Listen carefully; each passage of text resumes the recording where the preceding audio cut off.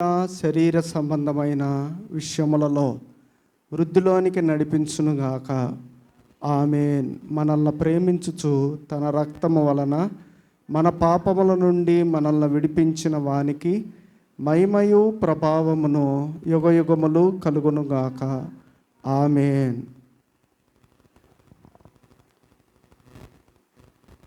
మరి ప్రతిదినము కూడా మోషే సుఖోపవాస ధ్యానములు మనం జరిగించుకొంచున్నాం.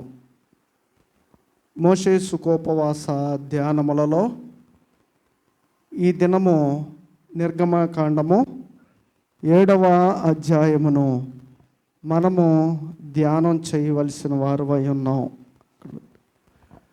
ధ్యానము చేయవలసిన వారమై ఉన్నాం. ఈ అధ్యాయములో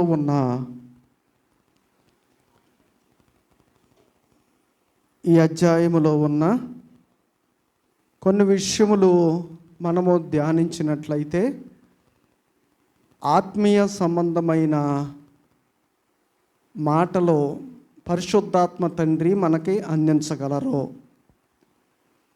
ఏ వాక్యములోనైనా,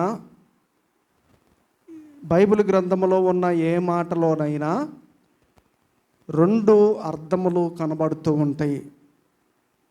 ఒకటి ఆత్మీయ సంబంధమైన అర్థము, రెండవది వ్రాతరూపకమైన అక్షరార్థము అంటారు. దీన్ని అక్షరార్థము కనబడుతుంది, ఆత్మీయ సంబంధమైన అర్థము కూడా బైబిల్ గ్రంథంలో కనబడుతూ ఉంటుంది.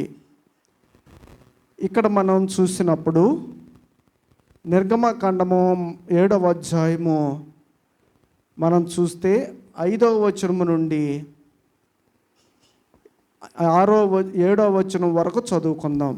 5వ వచనము నుండి 7వ వచనం వరకు ఒకసారి చదువుకుందాం.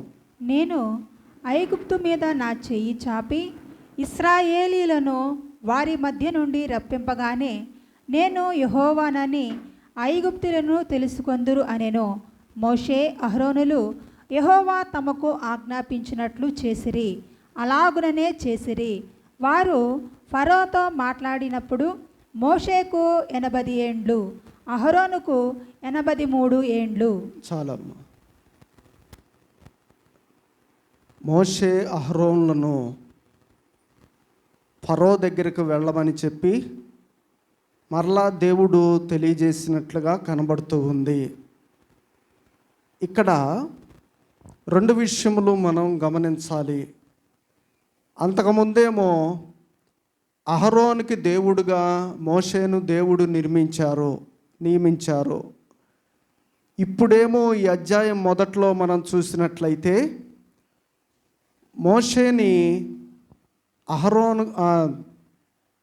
మోషేని ఫరోకి దేవుడుగాను, అహరోనేమో మోషేకి ప్రవక్తగా ఉన్నారు.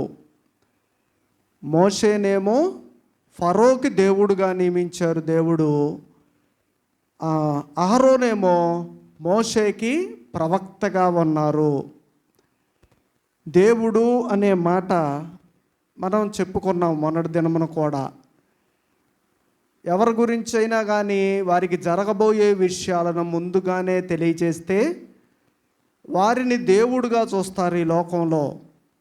రెండవది, ఎవరు సహాయం చేయనప్పుడు ఎవరైనా ఒక వ్యక్తి ఆదుకుంటే అతన్ని ఏమంటారు? దేవుళ్లాగా వచ్చేవురా అంటారు.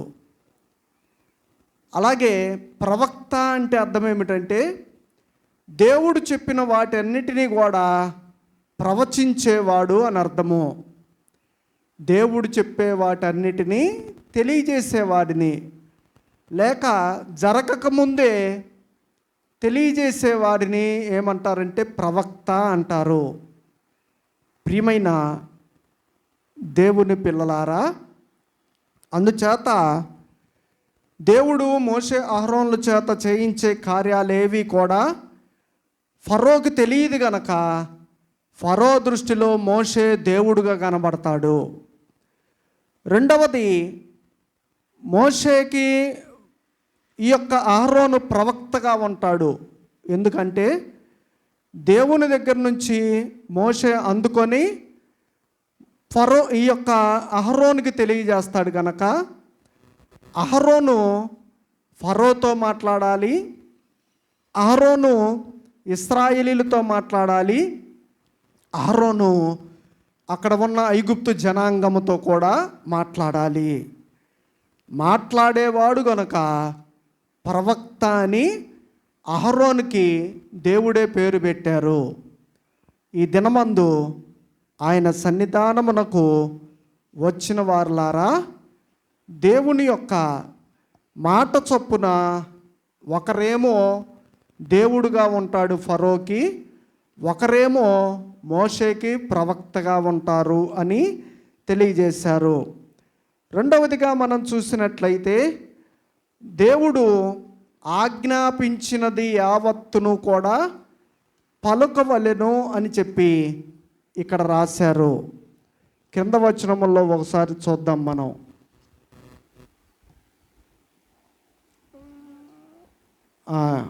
ఏడవ అధ్యాయములోనే ఆ క్రింద వచనముల్లో ఉంటుంది. 2వ వచనము నుండి చదివినట్లయితే, నేను నీకు ఆజ్ఞాపించినది యావత్తును నీవు పలకవలేను. ఫరో తన దేశములో నుండి ఇశ్రాయేలీయులను పోనీయవలెనని నీ అన్నయ్యైన అహరోను అతనితో చెప్పును. చాలమ్మా. నేను పలకవలసిన యావత్తును కూడా ఎక్కడికి వెళ్ళి పలకాలి? నేను చెప్పినది యావత్తు కూడా ఫరో దగ్గరికి వెళ్ళి పలకాలి. అప్పుడు ఫరో మాట విన్నా వినకపోయినా ఏం చేయాలి? వీళ్ళు దేవుడు చెప్పాడు గనక వెళ్ళి అక్కడ పలకవలసిన వారై ఉన్నారు. ప్రియమైన దేవుని పిల్లలారా, దేవుడు చెప్పిన ప్రతి మాట కూడా, దేవుని వాక్యము చెప్పే ప్రతి విషయము కూడా మనము ఆచరించాలి, ఇతరులైన వారికి కూడా తెలియచేయాలి. అది విశ్వాసుల యొక్క లక్షణము. దేవుడు చెప్పిన ప్రతి మాట కూడా ఏం చేయాలి? మనము ఆచరించాలి, విశ్వాసులకు కూడా, విశ్వాసులు అనేవాళ్ళు ఇతరులైన వారికి కూడా తెలియచేయాలి. అలాగూ తెలియజేస్తే దేవుడు 1000 ఏండ్ల క్రీస్తు పరిపాలనలో మిమ్మల్ని బోధించే వారిగా ఏర్పాటు చేసుకుంటారంట. అందుచేత ఇక్కడ దేవుడు చెప్పిన మాట ఏమిటంటే, నేను చెప్పిన యావత్తును కూడా ఫరో దగ్గరికి వెళ్ళి మీరు అహరోను పలకాలి అని చెప్పి తెలియజేస్తున్నారు. అంతేకాకుండా ఇంకా ఏమంటున్నారంటే, నేను మహత్కార్యములను చేస్తాను, సూచనలను సూచక క్రియలను విస్తరింపచేసేదను. నేను నా చెయ్యి ఐగుప్తు దేశం మీద చాపి సూచక క్రియలను మహత్కార్యములను కూడా చేయిస్తాను అని చెప్పి దేవుడు తెలియజేస్తున్నారు. ఇవి లేనిదే ఇశ్రాయేలీయులు నమ్మరు, ఐగుప్తు దేశము నుండి వారిని బయటికి పంపించరు. ఫరో కూడా. సూచక్రియలు అంటే ఏంటి అని చెప్పాము, మహత్కార్యములు అంటే ఏంటి? సూచక క్రియలేమో అవిశ్వాసులకు, మహత్కార్యములేమో విశ్వాసులకు. సూచక క్రియలు ఇంకా ఎవరికంటే, మత్తయి సువార్త 24:24లో ప్రభువు చెబుతున్నారు ఒక మాట. మత్తయి సువార్త 24వ అధ్యాయము 24వ వచనము ఒకసారి చదువుకుందాం.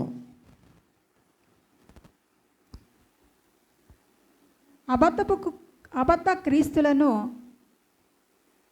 అబద్ధపు ప్రవక్తలను వచ్చి సాధ్యమైతే ఏర్పరచబడిన వారిని సహితమును మోసపరచుటకై గొప్ప సూచక క్రియలను మహత్కార్యములను కనబరచెదరు. అంత్య దినములలో లేక యేసుక్రీస్తు వారి యొక్క రాకడ దినములలో విశ్వాసులైన వారిని మోసము చేయడానికంట అబద్ధపు క్రీస్తులు, అబద్ధపు ప్రవక్తలు వచ్చి ఏం చేస్తారంట? ఏర్పరచబడిన వారు అంటే ఎవరంటే నమ్మిన వారు, ఆయన ఏర్పాటులో ఉన్నవారు అని అర్థం. అక్కడ వారిని కూడా ఏం చేస్తారు వీళ్ళు వచ్చి మోసము చేస్తారంట. అందుచేత సూచక క్రియలు మహత్కార్యములు ఎవరు చేసేవంటే అబద్ధపు క్రీస్తులు, అబద్ధపు బోధకులు, అబద్ధపు ప్రవక్తలు. వీటిని బట్టి ఏం చేస్తారంటే విశ్వాసుల్ని ఆకర్షించుకుంటారు.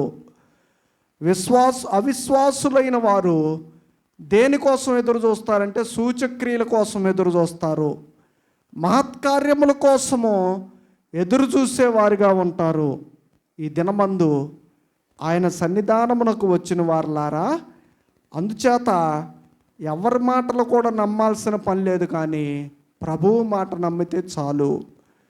ప్రభు యొక్క సన్నిధిలో ఆయన ఏమి చెబుతున్నాడో దాన్ని వింటే చాలు.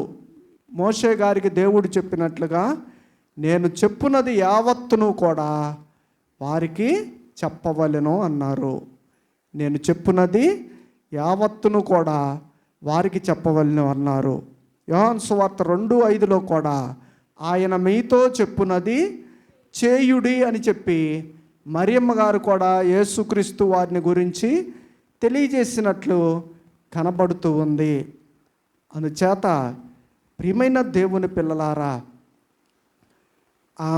ప్రభువుని నమ్మాలన్నా, దేవుడు వీరిని పంపించారని నమ్మాలన్నా, ఇశ్రాయేలీలను ఐగుప్తు దేశము నుండి బయటికి పంపించాలి అన్నా, ఒకటి సూచక క్రియలు, ఇశ్రాయేలీలకేమో మహత్కార్యములు, ఐగుప్తీయులకైనా కానీ ఫరోకైనా కానీ సూచక క్రియలు జరిగించాలి. ఇవన్నీ కూడా దేవుడు చెప్పి ఫరో దగ్గరికి పంపించినప్పుడు మోషేకేమో 80 సంవత్సరాలు, అహరోనుకేమో 83 సంవత్సరాలంట. మోషేకి ఎన్ని సంవత్సరాలు?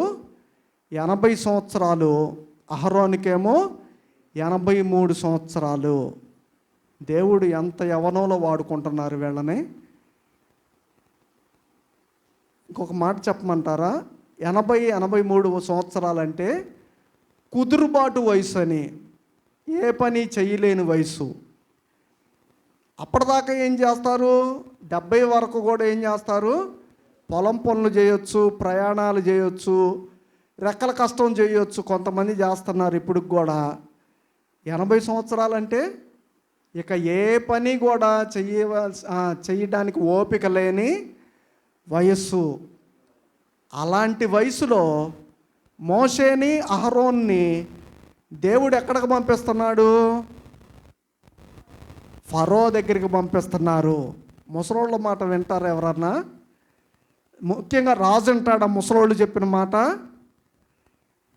ఇది దేవుని మాట కనుక తప్పకుండా వాళ్ళు కూడా నమ్మాలి. తప్పకుండా దేవుని మాట కాబట్టి వినాలి. దేవుడు పని అప్పగించారు. ఆ కాలంలో మోషే అహరోన్లకి ఎలాగైతే పని అప్పగించారో, ఈ కాలంలో దేవదాసయ్య గారికి కూడా దేవుడు పనిని అప్పగించారు. వీళ్ళు అక్కడికి వెళ్ళి మాట్లాడవలసిందంతా మాట్లాడారు, అయినా ఫరో వాళ్ళ మాట వినలేదు. ప్రియమైన దేవుని పిల్లలారా, అందుచేత దేవుడు ఒక కార్యము చేయమన్నారు అక్కడ. మొదటిగా ఆ క్రింద వచనముల్లో మనం చూసినట్లయితే 10వ వచనము, కాబట్టి మోషే అహరోనులు ఫరో యొద్దకు వెళ్ళి యెహోవా తమకు ఆజ్ఞాపించినట్లు చేసిరి. అహరోను ఫరో ఎదుటను అతని సేవకుల ఎదుటను తన కర్రను పడవేయగానే అది సర్పమాయెను. చాలమ్మ. మొదటిగా చేయమన్న సూచక క్రియ లేక ఆశ్చర్యమైన కార్యము ఏమిటంటే, ఫరో ఎదుట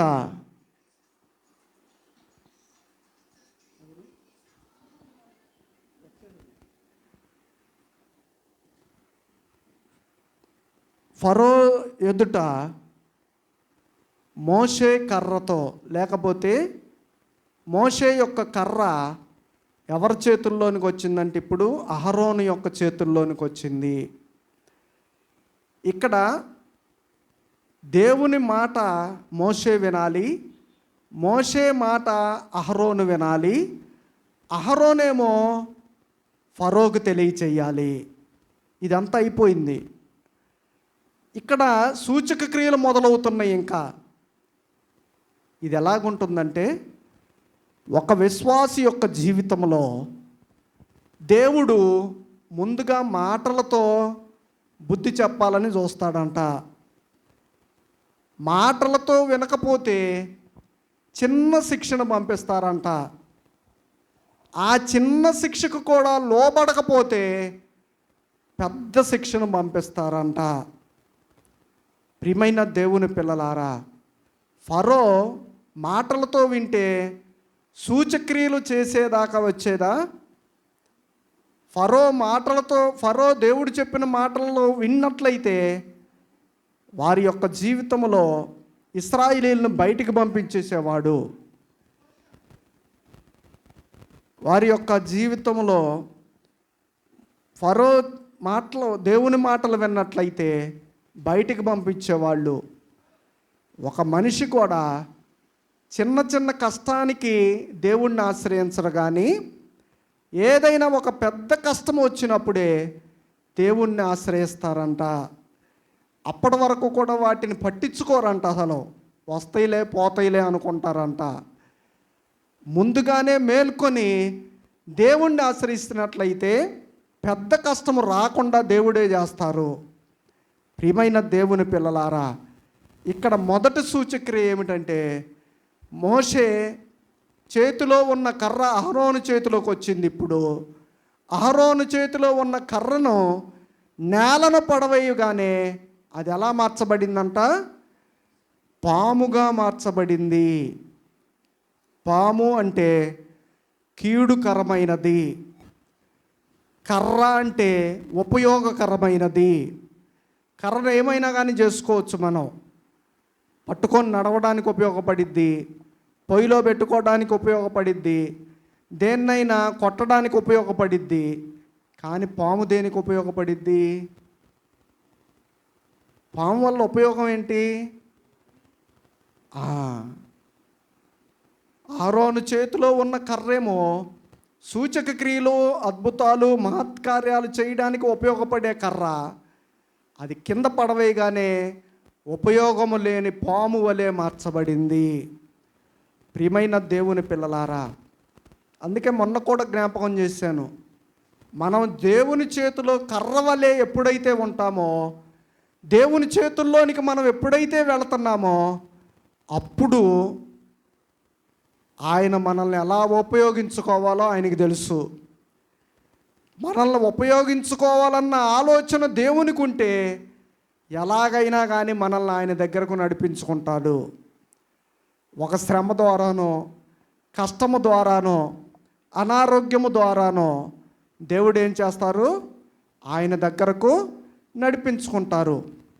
ఇక్కడ ఫరో కూడా ఏమి తక్కువ తీసిపోలేదు. ఫరో కూడా ఏమీ తక్కువ తీసిపోలేదు. ఫరోని వారికి తెలియజేశాడు. మోషే అహరోన్లకేమో దేవుడు తెలియజేస్తే వీరికేమో ఫరో తెలియజేశాడు. వాళ్ళు కూడా ఏం చేశారంట? తమ చేతిలో ఉన్న కర్రలను నేల మీద పడేయగానే ఆ కర్రలన్నీ కూడా పాములుగా మార్చబడ్డాయి. ఒక్క పాముతోనే ఇక్కడ భయపడితే ఇక్కడ అనేకమైన పాములు ఫరో ఎదుట కనబడుతూ ఉన్నాయి. ప్రియమైన దేవుని పిల్లలారా, మోషే అహరోనులదేమో దైవశక్తిని బట్టి చేసే కార్యము, విద్వాంసులది మంత్రజ్ఞులది శకునగాండ్రదేమో సాతాను శక్తిని బట్టి చేసే కార్యము. ఇక్కడ రెండు శక్తులు కనబడుతున్నాయి. ఒకటి దైవశక్తి, రెండవది సాతాను యొక్క శక్తి.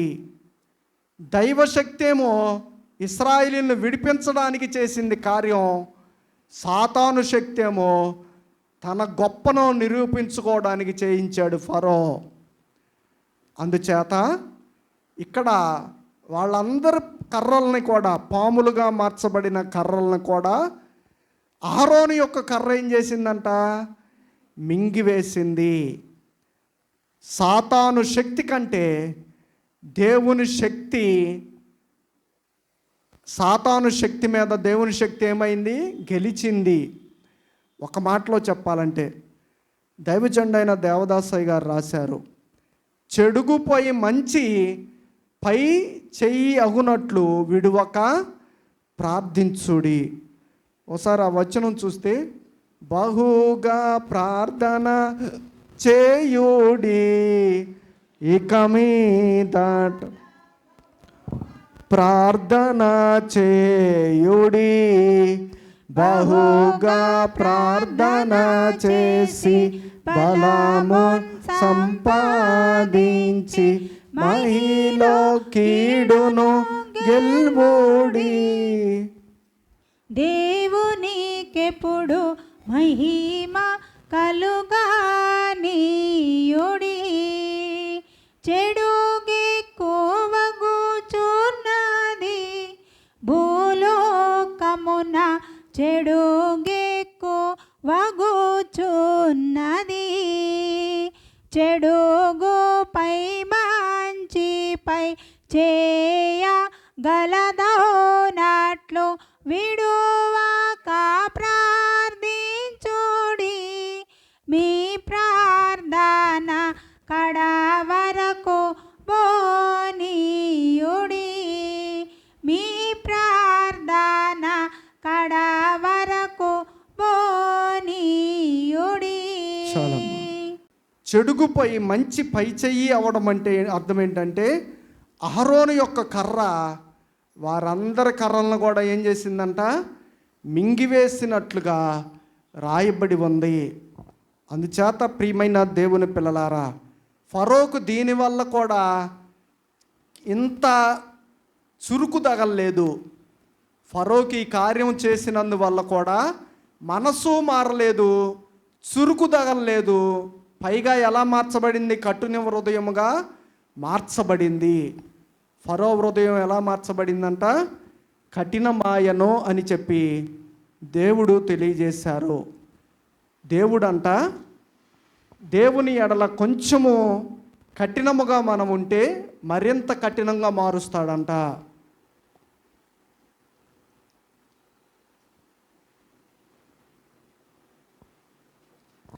దైవ సంబంధమైన విషయాలలో, దేవుని విషయాలలో మన హృదయాన్ని కఠినము చేసుకుంటే, మనము దేవుణ్ణి అపార్థం చేసుకొని దూరం అయితే వారి హృదయాన్ని మరింత కఠినంగా మారుస్తాడంట దేవుడు.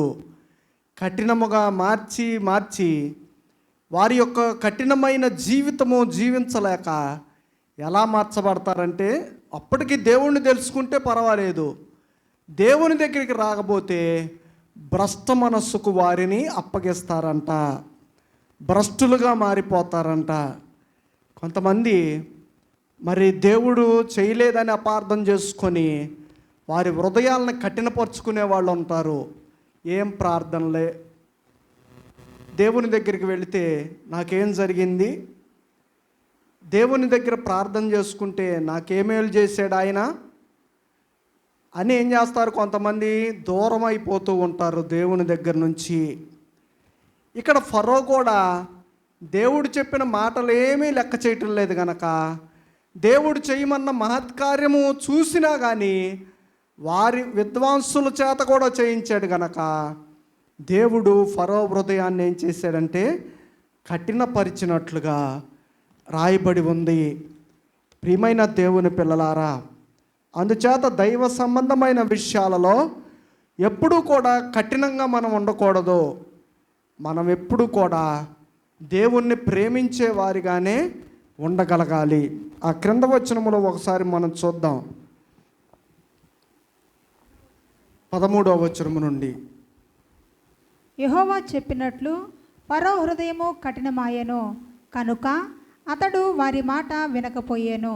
తర్వాత యెహోవా మోషేతో ఇట్లా అనెను, ఫరో హృదయము కఠినమైనది, అతడు ఈ ప్రజలను పోనీయనొల్లడాయెను. ప్రొద్దున నీవు ఫరో యొద్దకు వెళ్ళుము, ఇదిగో అతడు ఏటి దరికి పోవును, నీవు అతనిని ఎదుర్కొనుటకు ఏటి యొద్దున నిలిచి పాముగా చేయబడిన నీ కర్రను చేతపట్టుకొని అతన్ని చూచి, అరణ్యమందు నన్ను సేవించుటకై నా ప్రజలను పోనీయమని ఆజ్ఞాపించుటకును గాను హెబ్రీయుల దేవుడైన యెహోవా నన్ను నీ యొద్దకు పంపెను. నీవు ఇదివరకు వినకపోతివి.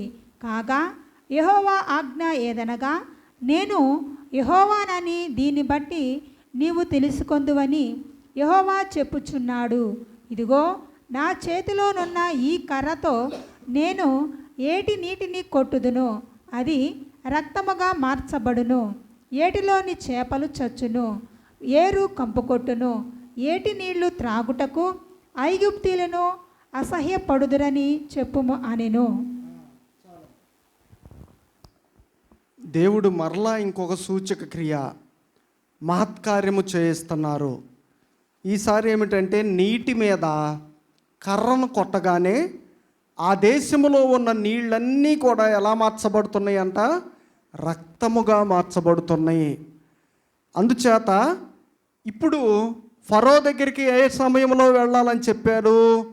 ఉదయకాల సమయములో ఏటి ఒడ్డున ఫరోని కలువుము అని చెప్పారు దేవుడు. ఎందుకంటే వారు ఐగుప్తీయులైన వారు సూర్య నమస్కారాలు చేసే సమయం, అది సూర్యునికి మొక్కే సమయము. ఐగుప్తీయులైన వారు ఆ సమయంలో అయితే ఏటి ఒడ్డున ఉంటారని చెప్పి దేవుడు కూడా మోషేని అహరోన్ని ఎక్కడికి వెళ్ళమన్నారు?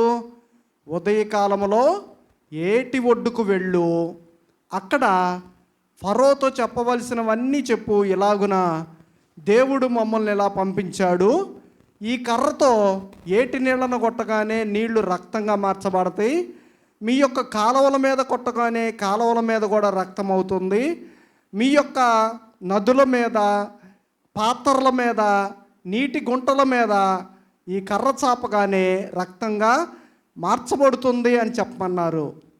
ఇవన్నీ కూడా చెప్పినా కానీ ఫరో మాత్రం వారి మాట వినలేదు.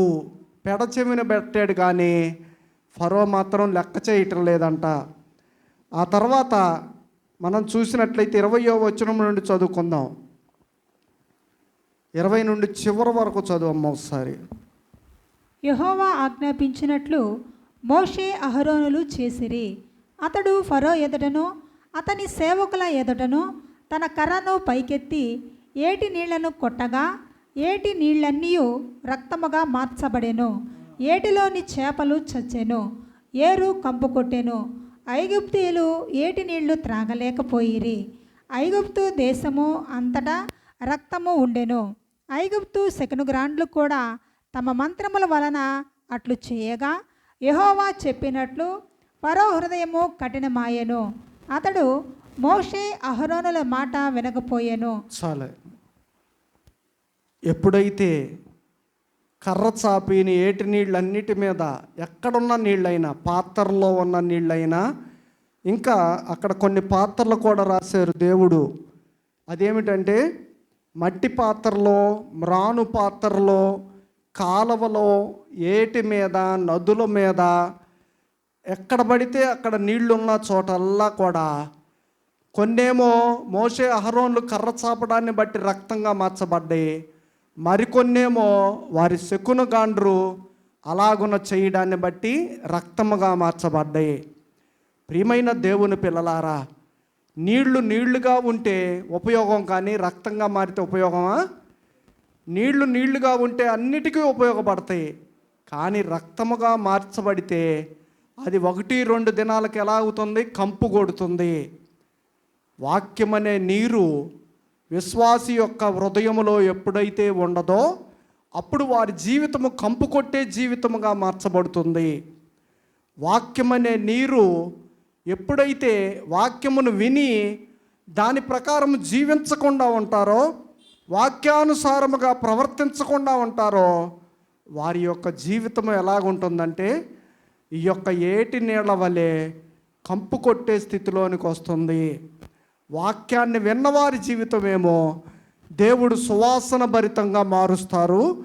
అలాగే వాక్యము వినని వారి యొక్క జీవితము కంపు కొట్టేటట్లుగా మార్చబడుతుంది. ప్రియమైన దేవుని పిల్లలారా, దేవుడు అంత జాలి లేని వాడు కాదు అని ఈ యొక్క మాటను బట్టి కూడా మనం అర్థం చేసుకోవాలి. అన్ని చోట్ల కూడా నీళ్లు రక్తముగా మార్చబడ్డా కానీ, చేపలు చచ్చిపోయినా కానీ, కంపు కొడుతున్నా కానీ, ఆ ఏటి ప్రక్కనే తవ్వగానే వారికి ఏమి ఇచ్చారంట? నీటిని ఇచ్చినట్లుగా ఇక్కడ రాశారు. ఒకసారి చూద్దాం. 23వ వచనము. జరిగిన దానిని మనస్సును పెట్టక ఫరో తిరిగి తన ఇంటికి వెళ్ళెను. అయితే ఐగుప్తులందరూ ఏటి నీళ్లు త్రాగలేక త్రాగు నీళ్లు కొరకు ఏటి ప్రక్కలను త్రవ్విరి. దేవుని యొక్క కృప అని చెప్పొచ్చు ఇది. ఐగుప్తులైనా కానీ ఎవరు బిడ్డలే? దేవుని కలుగు చేసిన వారే, దేవుని చేత కలుగు చేయబడిన వారే గనక అన్ని చోట్ల కూడా నీళ్లు రక్తంగా మార్చబడ్డా ఏటి ప్రక్కన తవ్వగానే వారి త్రాగడానికి నీళ్లు లేక ఎక్కడ తవ్వారంట? ఏటి ప్రక్కన తవ్వారంట. దేవుడు మరి సంస్తుతి చేయవే మనసా.